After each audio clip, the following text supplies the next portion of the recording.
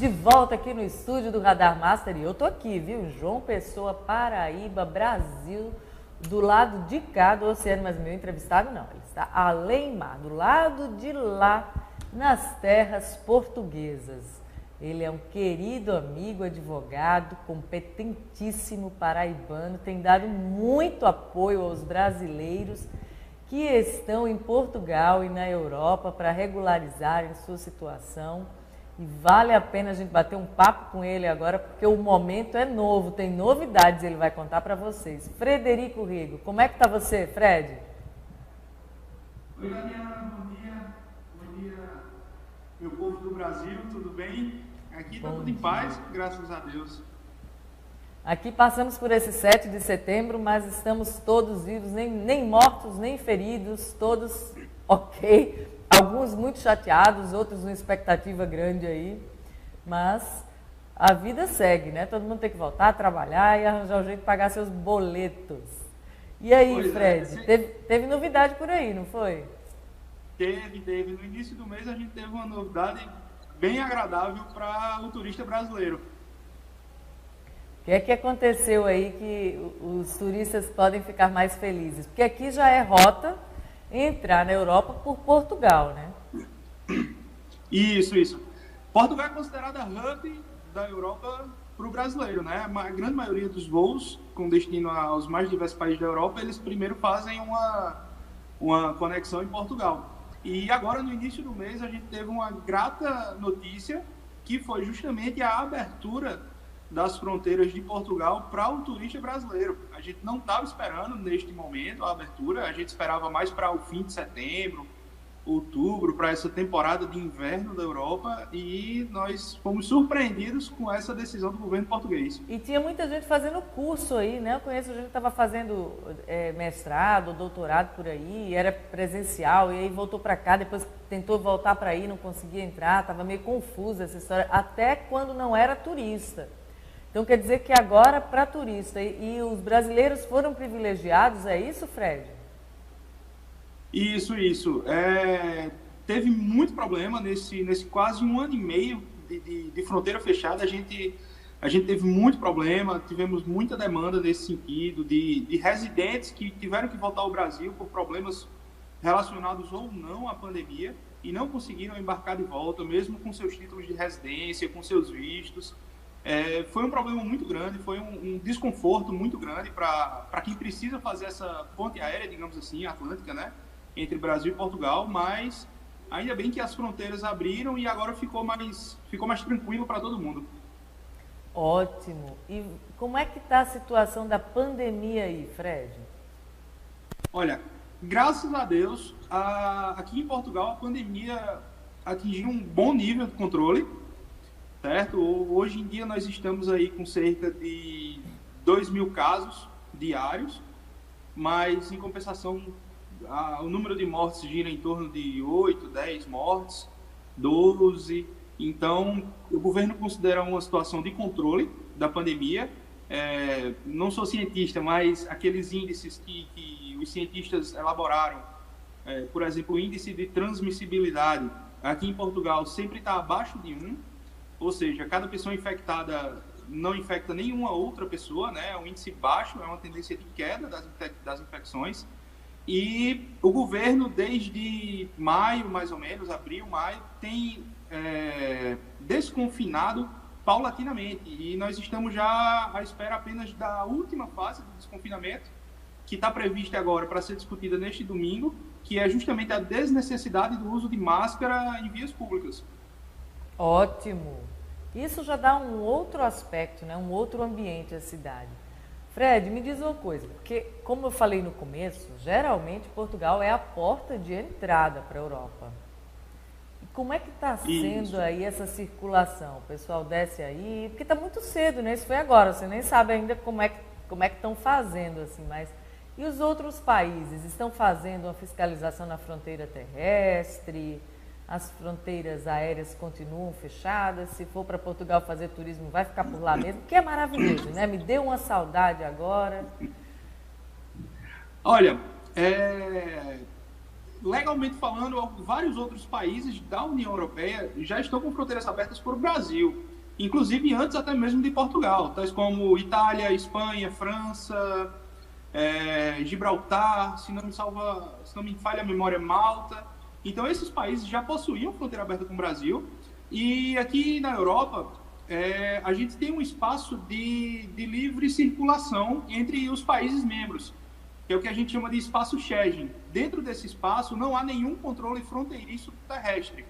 Então, se o turista vem a Portugal e vamos supor que ele aluga um carro ou faz uma excursão de ônibus, ele pode muito bem circular pelos outros países sem nenhum problema. Ótimo, então continua aquela rota, né, por Portugal, que é uma rota agradável, o aeroporto é agradável, dá para você... Parece que eu estou vendo, assim, aquela parte lá que tem um monte de fruta na frente, parece uma quitanda que você come lá bolinho do bacalhau do lado, um monte de coisa. Bom demais. Em Portugal tem Pou também, que eu adoro Pou. Você sabe qual que é a franquia Pou, né? Sei. Amo as palmeiras do Pou.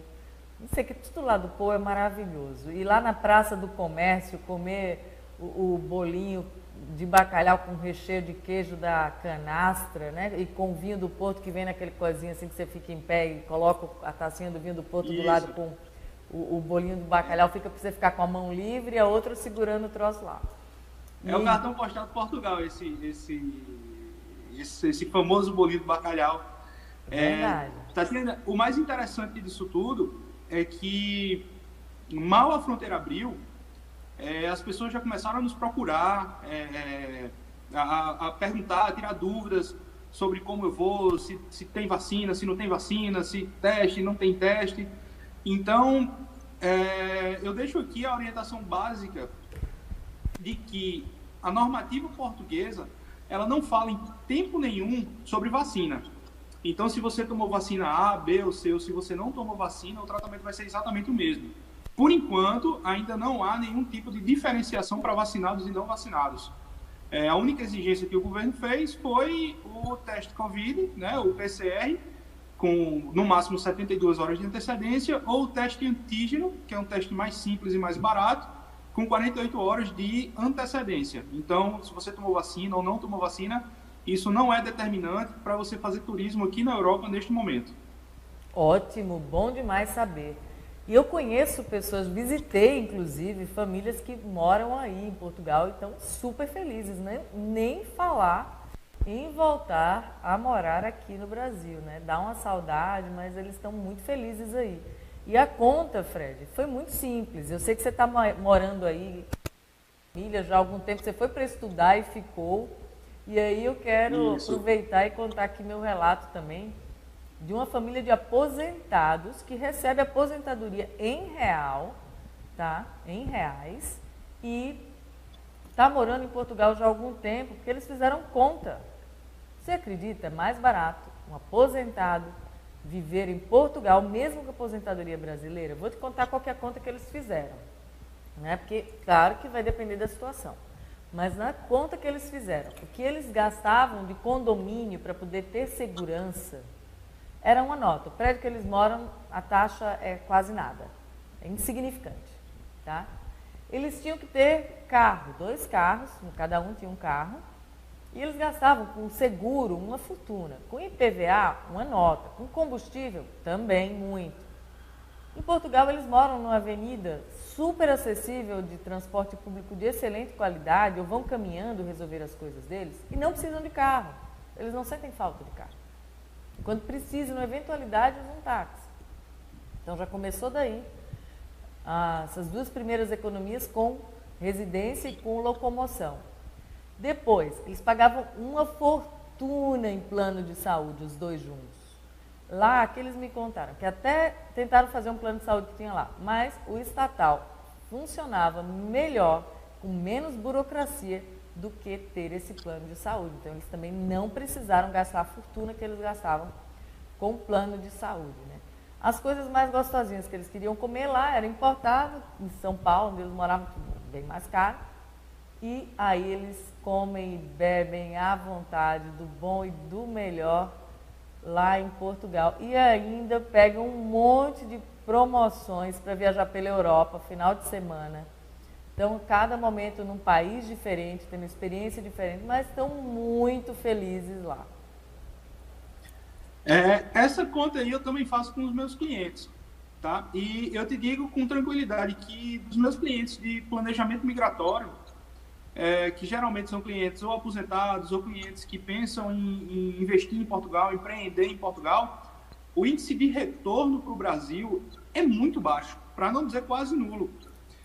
A adaptabilidade é muito boa aqui em Portugal, a facilidade da língua, as semelhanças do paladar, da comida, da bebida, as cidades mais acessíveis, os transportes públicos acessíveis, como você bem falou, isso tudo colabora para facilitar a adaptação dos brasileiros que aqui chegam.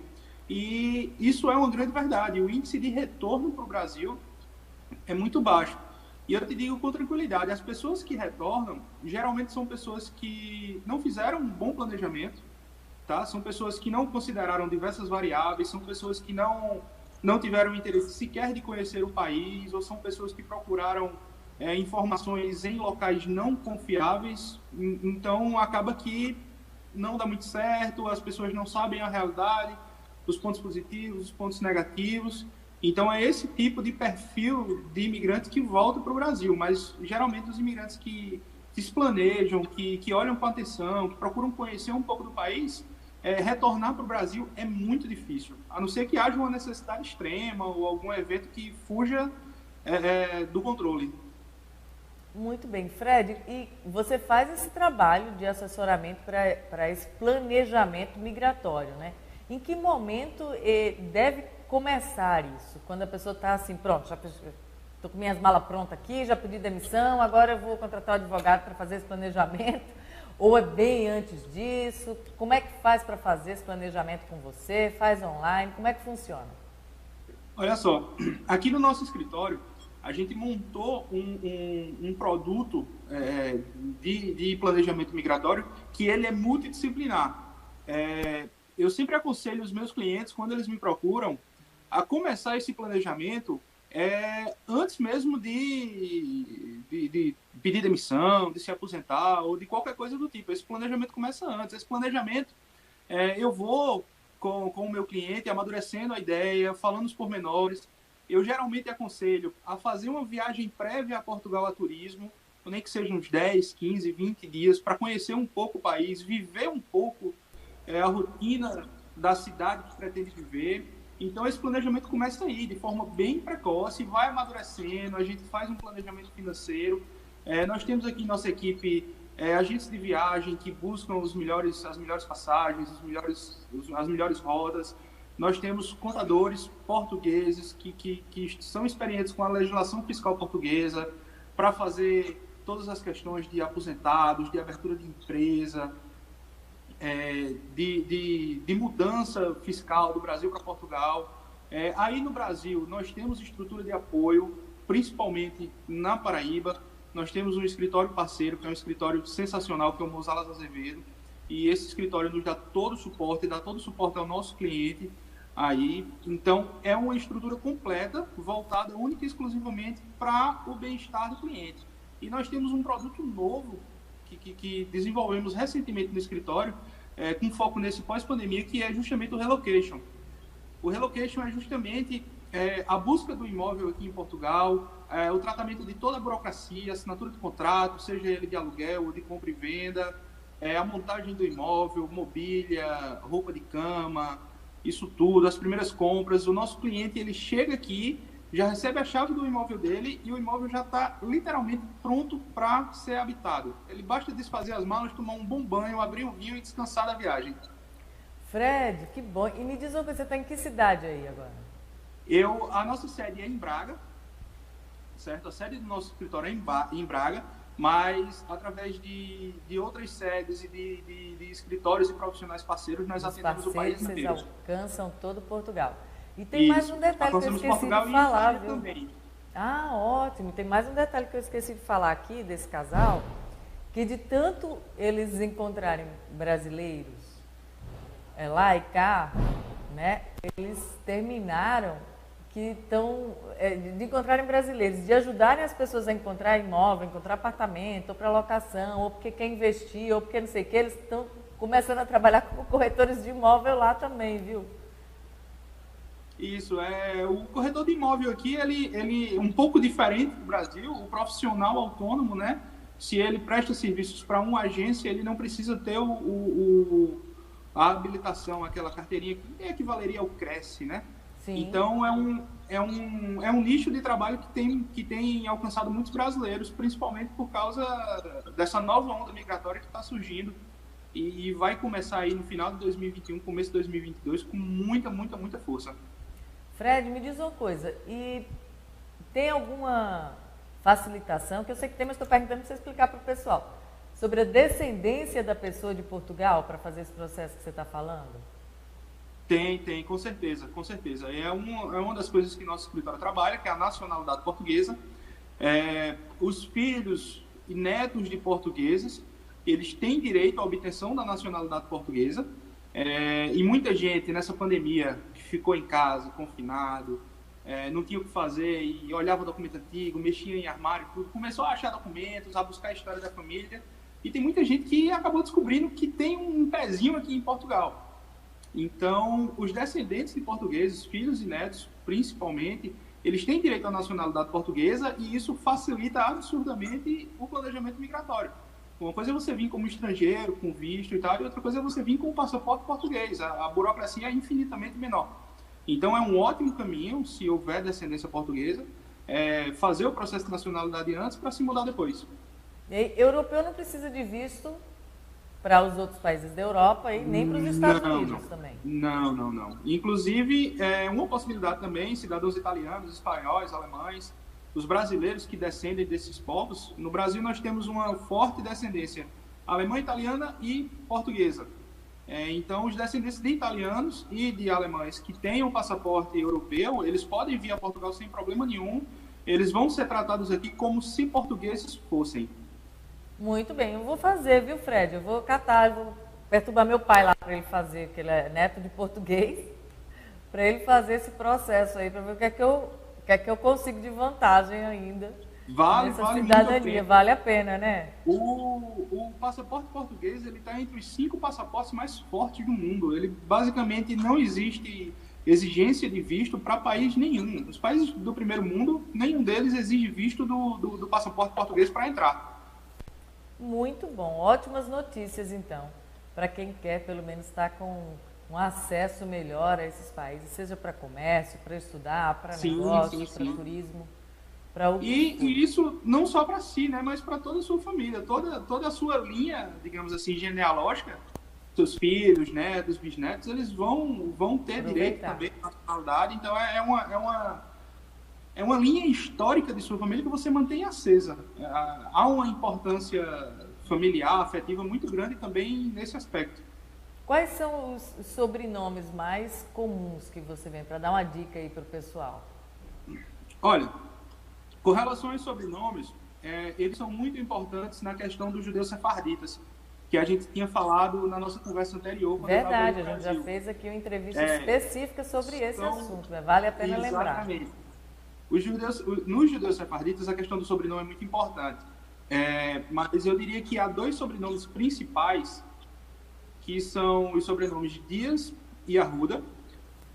A grande maioria das pessoas que possuem esse sobrenome, ela tem alguma ligação sefardita, tem alguma ligação ascendência portuguesa, e há boa possibilidade de ter direito à nacionalidade portuguesa.